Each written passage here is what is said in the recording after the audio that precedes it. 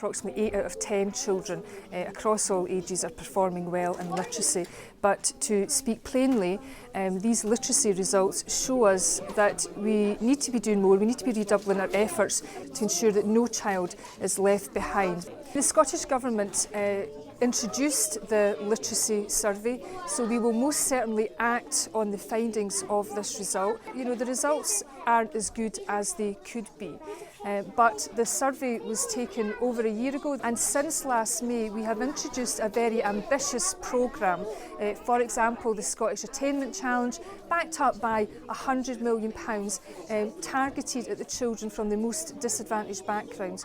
We have the Read, Write, Count campaign. We have the Access to Education Fund, which is about removing barriers to children's learning.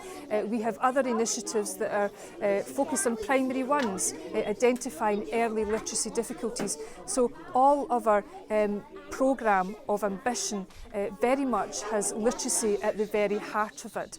But I have to be clear, there are further announcements that I have made today. I have asked Education Scotland to ensure that we have that very forensic focus on literacy in our schools, to ensure that every school has a development plan to raise attainment in literacy. And I'll also work very hard with partners right across the education system to ensure that we introduce a national performance framework that is focused on raising attainment, particularly raising attainment in literacy and numeracy, and in particular closing that gap, that educational attainment gap between the children from the least disadvantaged backgrounds and the children from the most disadvantaged backgrounds is indeed our #1 education priority.